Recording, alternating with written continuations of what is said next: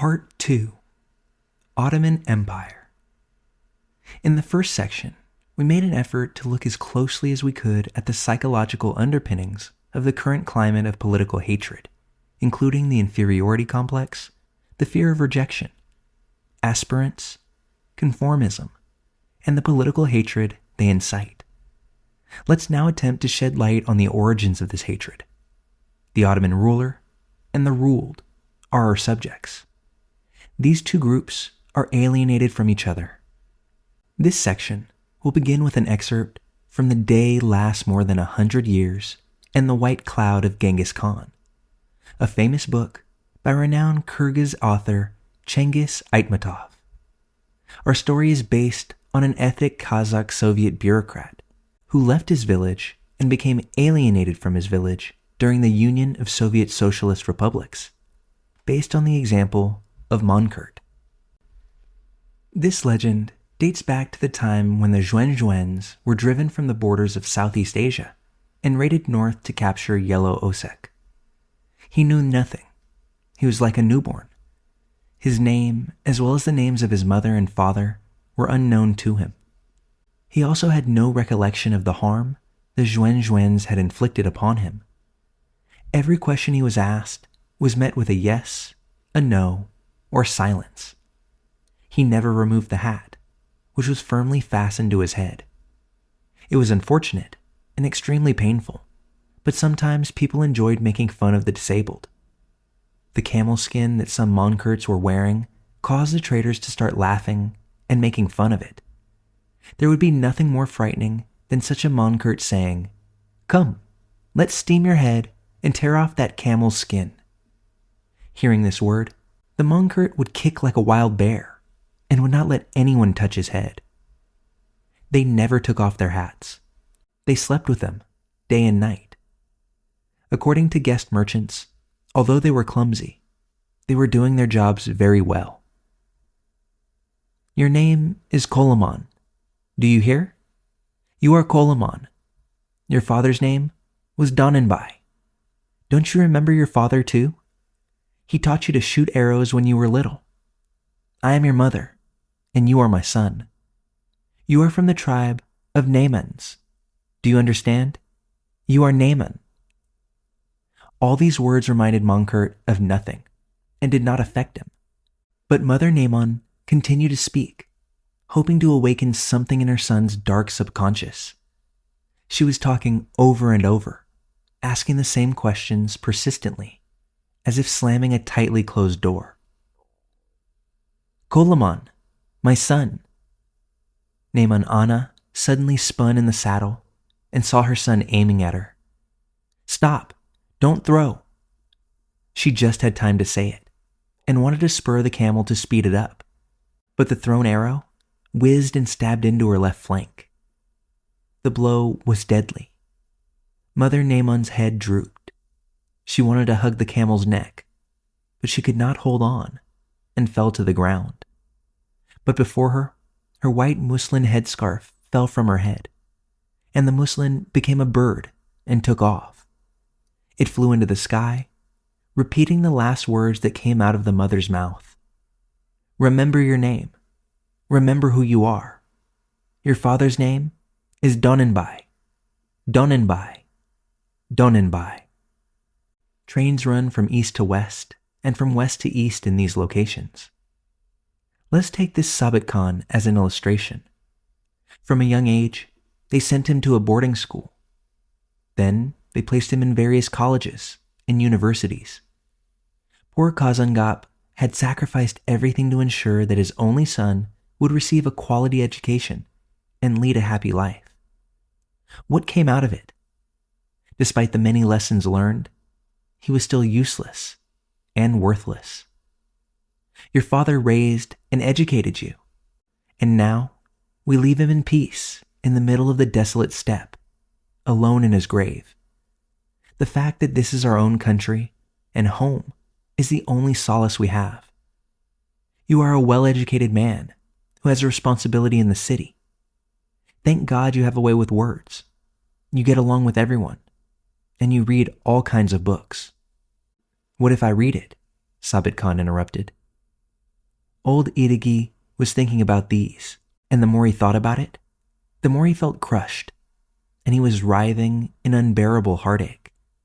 He was both angry and pitying this young man called Sabit Khan, and murmured in hatred of him, "You are a Monkurt. You are a Monkurt. A real Monkurt." Leaving the village, becoming estranged from his roots, and not recognizing one's mother and ancestors. 3 Ottomans. Classes in the Ottoman Empire. Like a novice approaching Islamic sciences unprepared, his faith is shaken. A Turk entering Ottoman history without sufficient background knowledge might come to dislike his Ottoman ancestors too. Proceeding from the psychological background, now enter the contentious relationship of the modern Turk and his Ottoman ancestor. This book is penned with the knowledge that Ottomans and today's Turks are one essence, like a father and son who could not get along, that they together were the founders of one of the greatest civilizations in human history, in comparative history, at a time when serfs in feudal Europe were suffering in dark ages. This book does not try to defame the Turk, but to analyze the roots of its internal political schism. Just listen to Jean-Paul Roux. The eternal state is the production of the nomadic spirit. There is a general consensus among historians about the high state-building skills of the Turks. Turks have a tendency to establish an empire. Turks are literally the rulers of the earth. The empires they founded, and none alike, have had some basic features for 2 millennia. These empires were mosaics of people. Turks try to keep peoples together in harmony, giving them the right to preserve their identities, languages, cultures, religions, and often even their leaders, under the rule of a strongly centralized and despotic power. Although they held the highest duties as the right of conquest, if the people of the country they conquered were civilized, they did not hesitate to bring the local people to positions that required trust. Professor Ahmet Tajagil agrees. To say that only Turks resided within the borders of Turkey would not be right. There were also residents of other nationalities, some who attained the position of vizier. This rise occasionally had negative effects, because they could be effective on the emperor and change the laws. This could try the limits of bringing the state to collapse. There was a schism between the people and the government. In short, we do not doubt our nobility as one of the greatest nations in history. Returning to our subject, there is a history riddle that needs to be questioned before us. The Republican ideology did not qualify its historical archenemy, the West, as the other. Instead, the religious, regressive bigot Ottoman Empire was the other. The bigoted Ottoman is guilty. He is the other. However, there is a surprise. Starting with conqueror Fatih, while the sultans tried not to share power with the Turkish aristocracy, they left their fate to the mercy of the Janissaries and the Deşirme bureaucracy. Then comes the question. Ottoman is guilty, let us admit. But which Ottoman? We're confused. Let's approach the subject analytically. There are 3 Ottomans. All 3 of them are our ancestors. The Sultan, Deşirme bureaucracy, and the Reaya. So, are we the enemies of our very selves? Let's take a closer look at our topic. Start with Plato, the striking subject. The distinction between the ruler and the ruled. Later, while reading Arnold Toynbee, we see his description of the Ottoman Deşirme institution as the closest system to Plato's ideal governance system. First of all, my late friend and elder, Halil İnalcık, then Sarif Mardin, plus many historians and sociologists, mention the center-periphery institutions as Sefiye Military, İlmiye Academia, courthouse, bureaucracy, Reaya, and so on. We may say every society has its elite, who are more culturally advanced than those who live in rural areas. What did this alienation mean for the Ottoman Empire? What social and political effects? What are the subsequent effects still being felt in Turkey in the 21st century? Europe did have traditional classes of its feudal, then capitalist system. Was there no class in the Ottoman Empire? There were definitely two classes in tension: Plato's ruling versus ruled classes.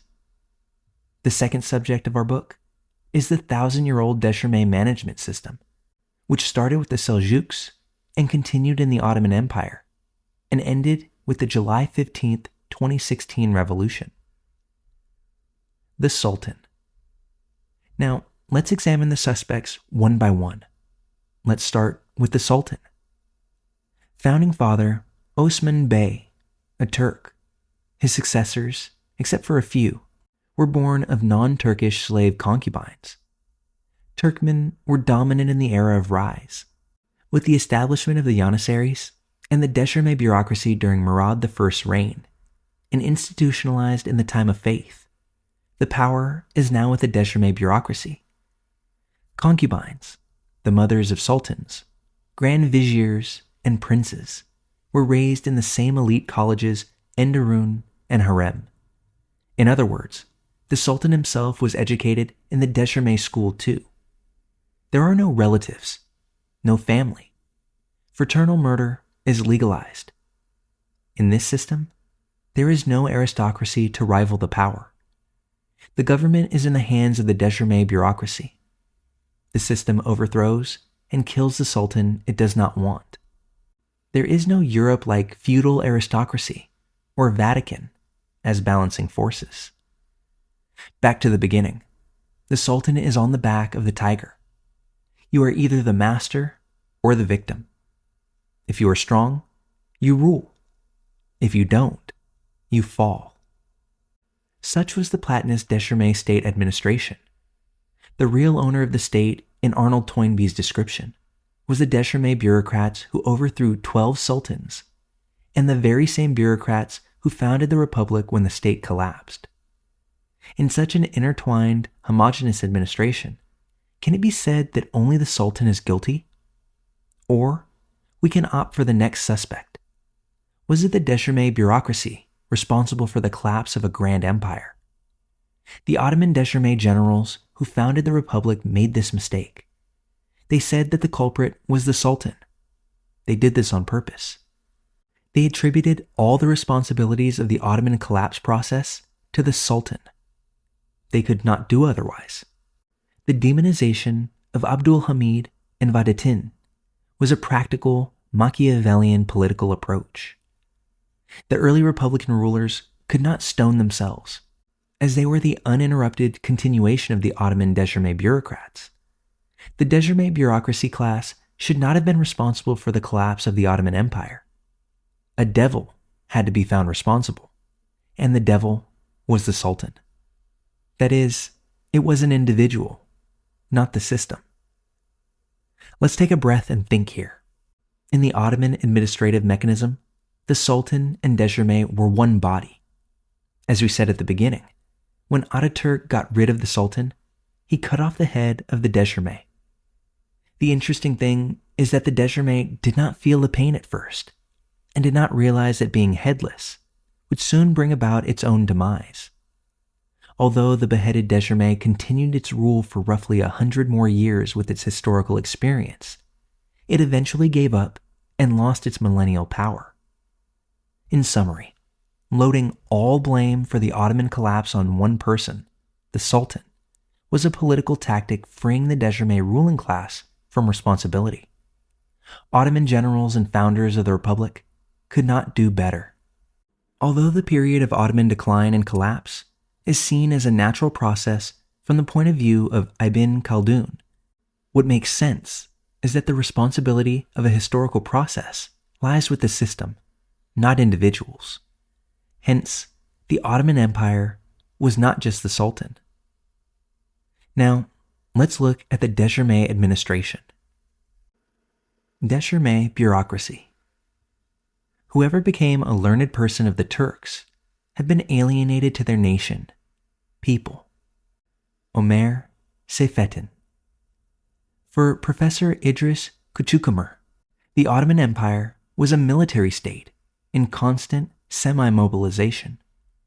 Actually, what made the Ottoman Empire one of the longest empires of European history was its désormais bureaucracy system and faith's law of fratricide. Comparing Roman and Ottoman imperial maps, one can vividly see the remarkable similarity between them, the Ottoman map being the shrunken form of Roman territories, and that the Ottoman Empire was the continuation of the Roman Empire. Désormais' system, in a way, continues in the USA, together with Ivy League colleges doing what Enderun College did for the Ottoman elite, ruling heterogeneous ethnicities and religious sects. An interesting field for academic research. The main problem that draws our attention, starting from Central Asia, is as Turkish states settled and transformed from nomad to sedentary status. The state saw the nomadic democracy and the settled feudal Turkish aristocracy as a threat to its political power. Lords of the horizons, conquerors with their swords, yet lacking settled administration experience. Turkish Khans felt the need to recruit civil servants from the educated people of the countries they conquered. The problem was that a ruling class, which is increasingly alienated from the Turkmen, was turning into a power center by separation from the founding core. Seljuks and the Ottomans were the two great states where the alienation of the administration from the Turkmen peaked. The process began in the 14th century with Sultan Murad I's need for irregular soldiers. There is a pençik rule in the Islamic tradition. 1/5 of the war booty slaves belonged to the Sultan. Until then, the Sultan did not use his 1/5 share of slaves except for minor private needs. Chandarli Halil Pasha proposes to enlist the slaves of the Sultan's share in the army. Thus, with the order of Sultan Murad I, the foundation of the Janissary was laid in 1361. Later, children from the Balkans were gathered and recruited for this purpose. Given to Turkish families and Turkified, they were sent to Janissary barracks, and the smart ones were sent to the Palace College in Derun to be bureaucrats, to be the future generals and grand viziers of the empire. Such was the governing désormais system. As for the slave girls, they were sent to the harem, the girls' college, and employed in palace services. Smart ones could rise to be the concubines, and a few became the Sultan's favorite and finally the mother of the next emperor, the Valide Sultan. Harem also gave its girls to désormais bureaucrats and generals who were also the slaves of the state, without roots. However, let us repeat, what is meant by the word désormais is not a non-Muslim slave official in the narrow sense. That part is the period of approximately 150 years between Fatih and Murad III. What is broadly meant by the 500-year-old désormais is the statesman who was taken from his village, trained in the palace college, and alienated to his origin. Viewed from this projection, the alienation of today's educated elite from their rural parents to the values of their families is the continuation of such a historical education process. And alienation was much deeper in the cultural sphere. Sociologist Ziya Gökalp, who deeply influenced Ataturk's ideas, strongly expresses this distinction in his principle of Turkism. Ottoman history, as defined by Sarif Mardin, is, in a sense, the history of the tension between the central désormais bureaucracy and the peripheral Turkmen people. An anecdote of the late 19th century. One day, Sultan Abdulhamid II looks at his garden from his palace window. A gardener mistakenly splashes mud at a passerby Albanian origin Ottoman officer. "Donkey Turk, be careful," the officer says. The Sultan interferes from the window. "I am a Turk too." The Sultan's recollection of being Turkish is a belated realization of his roots in the course of history, an acceptance that doesn't make much sense at the autumn of a dying empire. Here, another anecdote may be explanatory. Between 1980 In 1982, I was managing the consular branch of the Turkish embassy in Jeddah, Saudi Arabia. One day, I received an invitation from the prison commander to talk about a Turkish detainee. When I went, a private greeted me and took me to his lieutenant colonel. While we were waiting for the detainee, we started a friendly and humorous conversation with the commander. After a while, the private joined the conversation. There came a moment in the cheerful atmosphere when the private slapped the lieutenant colonel on the shoulder and shouted, "Ya ami, uncle." I didn't show any reaction at the moment, but did a lot of contemplation later. I thought about how the Deschamais culture divides like a knife: the ruler and the ruled, the official behind the desk and the citizen, the commander and the soldier. I found the opportunity to compare strict Turkish discipline and hierarchy with that of the egalitarian democratic tribal tradition. In the Bedouin culture of equality, rank did not mean much for the private and his commander. The alienation of the Ottoman Deschamais bureaucracy from the Anatolian Turkmen became more acute with the westernization in the 19th century. The word etrak-i bidrak, mindless Turks, of the Deschamais continued in the bureaucratic vocabulary of the early republic with the words of the governor of Ankara: "You Anatolian ox." General İsmet İnönü, addressing his officers at the war theater, warned them, "The people are your enemy." And finally, 21st century elite mockery for the underdog, belly scratchers. Historical schism continues unabated. Yet, this is the very elite which floated the state ship in stormy oceans with the experience of centuries, a system which prolonged the life of a corrupt empire. They were the real owners of the state. As the Ottoman Empire sank, this very bureaucracy founded a new, dynamic republic from its ashes. The founders of the republic were the very bureaucrats and generals educated in Sultan Abdul Hamid II's schools.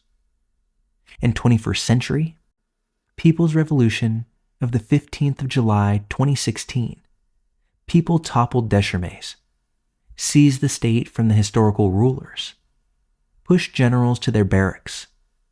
Now, the elite pushed away from a state it had founded, disheartened, further seeing it at the hands of the new rural stock, turns bitter and hostile against the very state it built. Together with Deschamais, the Lumpen aspirates, who have not yet internalized modern democracy and modern humanitarian values, also become enemies of the People's Revolution. The process is seen in the West as a religious warfare: Islamists versus secularists. It is distortion par excellence, if not ignorance. This is the continuation of a historical schism between the Turkmen, who lost their state to the alienated Deschamais and are now grasping it back. It is a class warfare in Marxist, Platonist outlook. Indeed, religion and tradition versus modernity and positivism are characteristics of the two classes. Yet, it is not Islamists versus secularists as Westerners want to see it. This is a class war in the technical sense.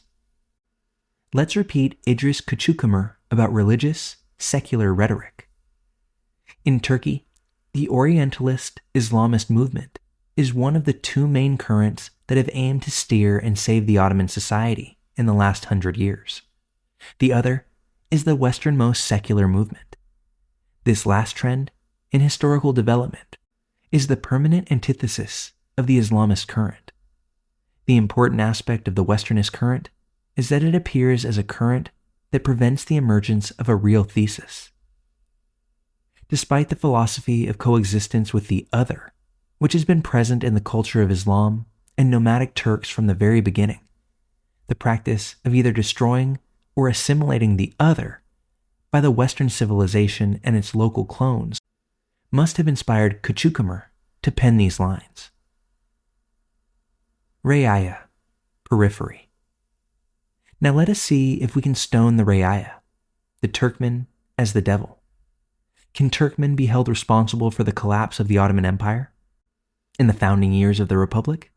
Yes, the Turkmen were also blamed for the collapse. The Ottoman Deşirme bureaucrats, the founders of the Republic, blamed not only the Sultan, but also the Reaya, whom they had excluded and despised for centuries. They accused the Turkish peasant as a backward religious bigot responsible for the collapse. What was the reality? Iran's Turkmen rulers had converted Persians into Shia. Knowing the tension in the Ottoman system between the founding Turkmen and its Deşirme rulers, they also tried to manipulate their kin, Shia Turkmens, against the Ottoman regime. And with a strong example, Turkmen had betrayed Sultan Bayezid for his dependence on his Serbian soldiers rather than his own Turkmen kin, and sided with Tamerlane in the Ankara War of 1402. Hence, the Deşirme system forced Turkmen nomads to settle and convert to the Sunni sect. Come 21st century Republic, secularism is the code of the day. This time, force the Turkmen out of Orthodox Sunni practice into a Protestantized secular version of Islam, where religion is pushed out of social life, locking it into individual hearts. The package of blame also included Alevi Turkmen fathers, pilgrim elders, hojas, sect leaders, Kurdish religious scholars, and the widespread village masses who were subject to them.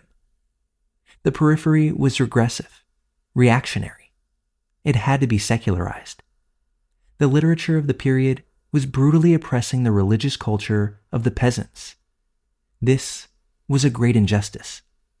In fact, the nomadic, rural Turkish understanding of Islam, with its Bektaşism and mysticism, was the most tolerant, softest, and even liberal Islam of the Islamic world throughout history.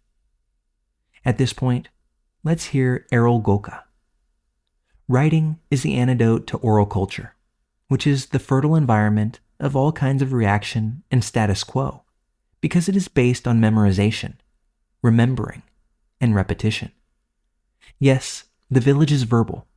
Yes, the village is conservative. But when we put it on the scale, the Janissaries and the artisans of Istanbul were indeed more closed to innovations. Yet, in the eyes of the Deşirmes, it was everyone else but themselves that was responsible for backwardness and collapse. The treacherous Sultan and bigoted Anatolia were responsible for the decline and fall of the Ottoman Empire. Literature dealt with these issues. For the founders of the Republic, Europe was not the historical other. The other was the Ottoman, its Sultan, and his Turkmen Reaya.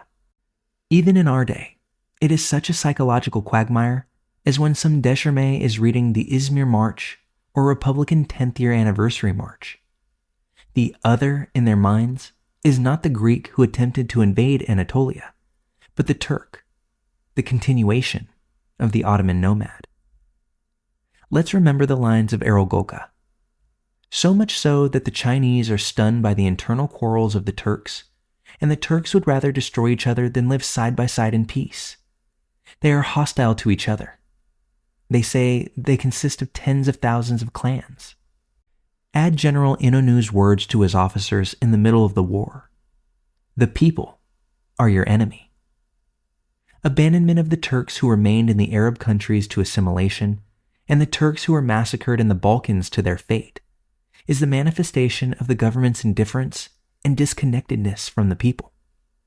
In the same line, the murder of Turkish diplomats by Armenian terrorists in the 1980s was also a state issue, requiring the attention of the state bureaucracy, not the public. The people did not yet realize that the damage to the government would directly affect their personal and class interests. Apart from military service and taxes, Turks had neither much relationship with the state nor any expectation from the state. Let's go back to our first question. Who is the Ottoman? We all are. Ottoman with its Sultan, Deşirme, and Turkmen are all our fathers. We are their descendants, period.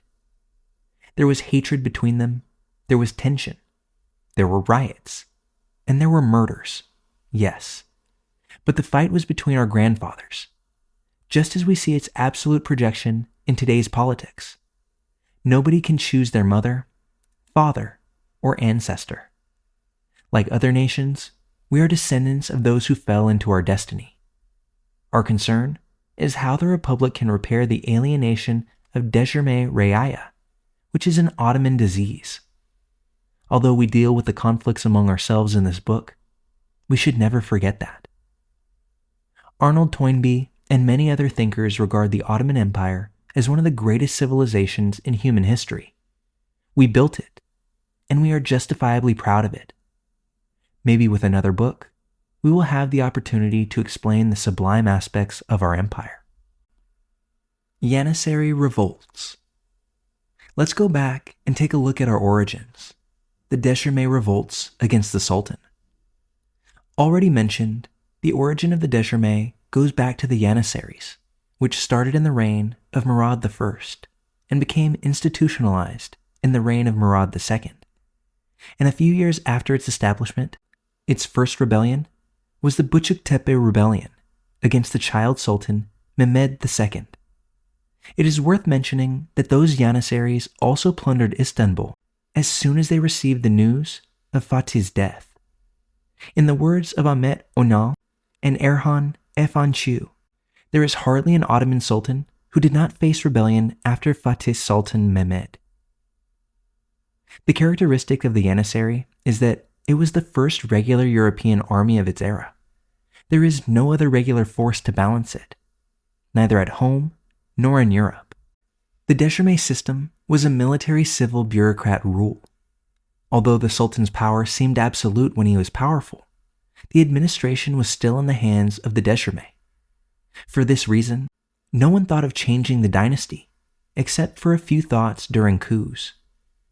There was learned helplessness in the sultans who destroyed the Anatolian feudalism and rearguard aristocracy and handed over their fate to the Janissaries. Perhaps this unconsciously learned helplessness was effective on the sultan's shortcomings in precaution, negligence, and delays in breaking revolts, which we see again and again in the uprisings.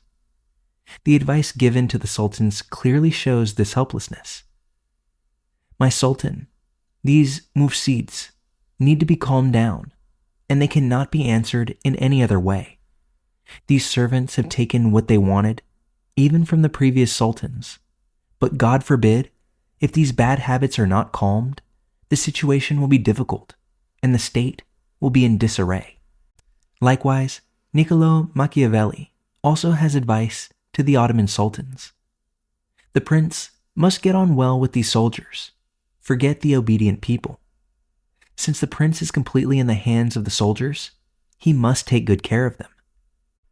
In his epistle, Kochi Bey states that the central army was getting too strong and said, "The great sultans in the past used to control the people of 6 companies, the Janissary Corps and its individuals with the core of the 6 companies, and controlled these 2 gangs with the Zemit and Timar soldiers.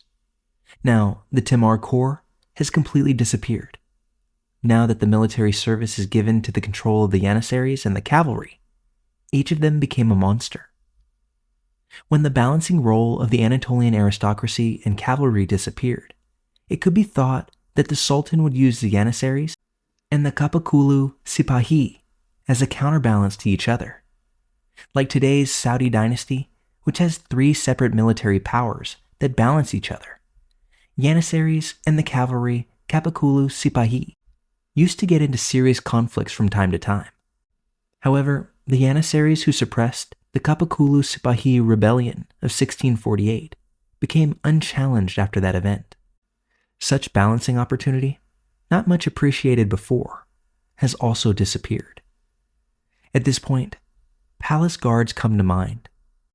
When the coups and rebellions started, was there an inner shield, that is, an army of guards, to protect the Sultan? Yes, there were guards called Bostanchi. Just like Republican presidential regiment commanders betraying presidents and getting orders from coup juntas, Ottoman Bostanchis also used to betray the sultans. Another parallel with the coup d'etats of the Republic, University professors supporting and encouraging generals for coups were indeed the successors of the Ottoman ulema, giving fatwa consent to topple the sultans. In particular, the Sheikh al-Islam fatwas were a solid support in this regard. Guild revolts. As we said before, the word to summarize the Ottoman Empire's approach to the societies it ruled is the word lakait. The state was extremely liberal in the Turkish-Mongol steppe tradition. Apart from collecting taxes for the center, it did not care at all about the cultures, religions, and lifestyles of the millets it ruled. Compare it with the impositions of the lifestyles by the modern states. Within the millet system of religious communities, each religious group was led by its religious leader in its day-to-day affairs. The only concern of the center was the welfare of the army and the people of Istanbul. The tax system, called internal exploitation by some writers, served to keep this order healthy. Roughly half of Istanbul's population was military and civilian Muslim, while the other half was non-Muslim. In other words, the imperial taxes worked not for the periphery Turkmen, but for the welfare of the happy few of Istanbul. Or else, there would be a riot. Istanbul's economy contributed to the originating of revolts of Janissaries. Tradesmen and ulama were not ineffective like the undisciplined Selali revolts of the Turkmen in the countryside. The Sultan was overthrown. Revolts of Istanbul's economic failures accelerated with rise and expansion. Hence, the spoils of war stopped and forced the government to heavy internal taxation. The reduction of gold and silver and money due to economic crises led to inflation. Both the Janissaries and the artisans of Istanbul suffered from this. For this reason, the cooperation of these two was seen in many rebellions. Although not an exact analogy, military-business cooperation shows the historical continuity in the support and provocation of the military coup by the capital of Istanbul and the press it controls during the Republican coups in times of economic crises. One of the reasons for the revolts, especially since the 17th century, was the soldiers who returned from the wars, deserted the army, and grouped in the cities, unemployed and unpaid. Interestingly, the revolters first held the imperial treasurer and viziers responsible and demanded their heads. In comparison with the Republican juntas, bureaucrats of the Republic did not revolt because of the low salary. Because in a country where there was no industry, the bureaucrats, even if their salaries were low, were always in a better and guaranteed situation compared to the rural people on the border of starvation. A feature of the revolts was the steppe culture of plundering the Khan's house under his consent, though this time with a vengeance. So the encouraging aspect of the coups was the custom of plundering the mansions of the viziers, including the imperial palace, in each coup. The plunder of the palace by the Ottoman officers who overthrew Sultan Abdul Hamid II is still a sad memory. In the Ottoman culture, neither the people nor the state tolerated capital accumulation. But even though it was known that it would be lost one day, bureaucrats still tried to collect worldly goods as much as possible. H. Ertürk says of the Unionist coup leaders of 1908, "They made the beginning of the new era with the looting of Yildiz Palace. It is written that everything from jewelry accumulated over 33 years to carpets, chandeliers, curtains, kitchen sets, furniture, and even carved doors were looted in Yildiz Palace." Poet Tevfik Fikret is famous for depicting this plunder. "Eat, misters, eat. This inn of plunder is yours." Selali revolts. First, a lengthy quote. In Ottoman expansion into Anatolia and the Balkans, state was greatly aided by sheiks, fathers, dervishes, and ahis, also known as Khorasan saints. Although the Ottoman state was founded with the overflowing religious fervor of Akhism and Bektashis, as the state advanced towards an empire, it started inclining towards Sunniism, especially after the conquest of Istanbul, and, in particular, after the acceptance of the Caliphate. The ambitious, conciliatory, and tolerant understanding of Islam left its place to the increasing authority of the official madrasah and religious nature of the government. A centralized, semi-theocratic structure akin to that of Byzantium was assumed, and efforts were made to keep sheikhs, saints, and dervish lodges under control. To remember, one of the first decisions of Ataturk was to establish the republican version of Ottoman Seyhul Islam, the presidency of religious affairs, and strictly controlled the sheikhs, saints, and the lodges, in the footsteps of Ottoman state tradition. Religion was important to the state. Turkmen could not be left to its archaic religious leaders. The most important element for the transformation of socio-political disturbances into action is the need for an ideology to die for. In the social unrest before the age of ideologies, the values to die for were religions and sects. If we consider the 20th century as the age of ideologies and the postmodern 21st century as the age of the death of ideologies, we may guess that religions and sects may pop up again in Europe as useful tools for social unrest. In short, today's religious secularist fight is class warfare in the technical sense between Anatolian Turks and the Deşirme bureaucracy, and just like its Ottoman predecessor, the people are suppressed with accusations of reactionism, regressionism, and bigotry. The Western world, adamant about seeing secular, westernized autocrats in developing Muslim countries, also provokes this accusation. We can trace the origins of our topic back to the Turkmen Babai uprising of 13th century, which arose in response to Seljuks' alteration of their land rule policy. Though seen as a religious uprising against the injustice of the state, it was not only Alevis, but also Kurds, Sunnis, and non-Muslims in the affair, hence suggesting that religion was used as a tool in the uprising. The Selali revolts were a response to the increasing injustices to the Turkmen people during the Ottoman era. Religion was the traditional value to die for before ideologies, just as ideologies to die for were born for rebellion in modernity. In other words, temporal claims and uprisings against injustices were exhausted by using religion as a useful tool. We must now admit that the most unhappy among those subject to these glorious empires were the Anatolian Turks, who constituted the overwhelming majority of the society. Kochi Bey was able to warn the Sultan by saying, "How many treacherous and drunken city boys are entering the imperial harem? The Turk, nomad, gypsy, Jewish, and the unfaithful." The extent of the ruling group's hostility towards and contempt for Turks pushed a significant part of the population to stand for the Shia, which emphasizes lineage and the sectarian division within Islam. The Turkmen were always offended and angry with the Seljuks. The definition of religious secularist in the class conflict that broke out while the Anatolian bourgeoisie was rising against the republican Deşirme bureaucracy is a continuation of this historical trend. There are certain facts that the Republic inherited from the Ottoman Empire.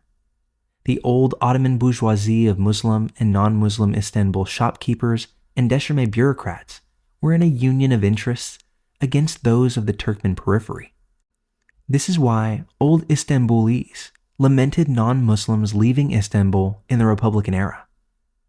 "Oh, where is my Greek, Armenian, Jewish neighbor?" was a sincere lamentation. These complaints were the manifestation of a historical class solidarity reflected in the Republic. When Turks and Kurds of Anatolia shifted to fill the vacuum non-Muslims left in Istanbul, they were met with disgust in the beginning. While the Ottoman Deşirme used the word itrak, ibidrak, to scorn the Anatolian Turkmen rudely, they were in cooperation with the non-Muslim bourgeois of Istanbul. In this system, Anatolia had to feed the Deşirme bureaucrats and non-Muslim bourgeoisie in Istanbul. In times of economic deterioration, Deşirme and non-Muslim Constantinople would cooperate in coups. We can understand this nostalgia for the old bureaucrats of today's Istanbul who are over 70 years old. Land looting and squatting, which started especially during the Adnan Menderes period, was perhaps the subconscious revenge of the Turkmen on Istanbul, who had been exploited for centuries by Istanbul. The acceleration of the flow of Anatolian Turkmen in Istanbul after Turgut Özal naturally disturbed the former residents. What is interesting is how the children of poor people who came from Anatolia and conquered Istanbul, living in slums, and how it is reflected in today's social psychology, lifestyle, and political preferences. This area, too, can be an interesting subject of academic study. Likewise, there were 5 historical churches still active in Pera, what Beyoğlu is today, and no mosques. As non-Muslims left and Muslim Turks lived in Beyoğlu today, a sound mind cannot understand the opposition of Deşirme's for the construction of a mosque in the area for the needs of millions of Muslims. It took the efforts of a century to build the Taksim Mosque in Istanbul together with the Istanbul Opera House, facing each other, both jewels erected during AKP rule. The opposition of a Muslim to the construction of a mosque in Pera for Muslims is also an interesting field for psychological research. Continuing with our subject, remember the saying, Turkmen and the Kurd conquered Istanbul in the second half of the 20th century. They riveted the seals of conquest with the reconversion of Hagia Sophia back into a mosque as per Fatih's will, and built Taksim and Çamlıca mosques. Of course, it is not easy for a Japanese, African, or Chilean looking at these matters to understand the irrationality and subconsciousness of the Muslim Turks vehemently opposing the Islamization of Pera, which has been a Christian district for centuries, but no longer has non-Muslims and the construction of a mosque in its center. The simple truth is that this job is a manifestation of class conflict. Still, it is an anomaly that will enter the field of research in social psychology. Before closing this issue, an anecdote. It may be in 1964, we went to the Ministry of Health Habeliada recreational facilities for a holiday as a family. One day, as we, a few rural youths, went down to the pier, it was full of lively, wealthy Greek youth, and no one spoke Turkish. It was as if we were in a foreign land. It is impossible to describe the shock we were in. If the films of those years are remembered, the lifestyle of the cosmopolitan high society of Istanbul, the remnant of the Tanzimat era, will be better understood, while rural primary school students were fed with AID American milk powder in the 1960s. The Ottoman Greeks' desire to return to the Ottoman days, mentioned by Professor Dr. Dimitri Kitsikis, is the expression of such sincere and logical nostalgia. Sute revolts. Just as hungry families saw the church as a door to feed their children in medieval Europe, rural Turkmen families saw Sufi lodges as life-saving havens for their starving children, especially during the Great Kachgun period, where public order was destroyed due to hunger, taxes became unbearable, and people left the villages and fled to the mountains. But like today's university graduates, the Sute, when they finished school, they were unemployed, hungry, and in unrest. Their uprisings were called religious uprisings, ignoring their socioeconomic roots. Real, active uprisings in the name of religion were coming out at the center when the educated Istanbul ulema were unhappy. Tanzimat. Let us emphasize one point again. The empire was a multi-ethnic, multi-religious empire. No group, including the Turkmen, had priority in the eyes of the state. What should the ruling class do when such a state starts collapsing? In the beginning, a modern Ottomanism that many non-Muslims sincerely also wanted was considered. But the nation-state poison triggered by the French Revolution was now inflamed in the Balkans. Next, the rulers wanted to use Islam as a glue, and the wind of separation also swept the Arab lands. Finally, the Deschamais administration remembered that they were Turks, so came the final verdict. The new state was going to be a Turkish nation state, a modern state of the Turkmen who founded the Ottoman state. Turkish language was simplified, and the intellectual fashion of going to the people, to the rural Turkmen, began. Intellectual trials were conducted in the design of the new state, first to rehabilitate the old. But it turned out that since the empire could not die when it should have died, it was extremely corrupt, and the situation became too dire to be corrected. Next, a complete reset was considered. In other words, everything that was past would be discarded, and everything new would be taken from the West.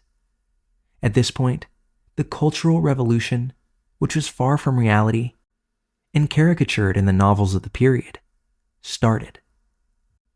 Since there was no infrastructure on which to build a culture in the young republic, Westernization remained as an imitation at the top, and it did not spread to the rural people, 90% of whom were peasants, still using the Hittite plow, as Ilber Ortayli said. However, the initiative took a sick turn. The Arab-Persian cultures, which separated the classical Ottoman Deschamais from the Turkmen, this time left their place to the Western culture. The movement towards the people again failed until the 15th of July, 2016.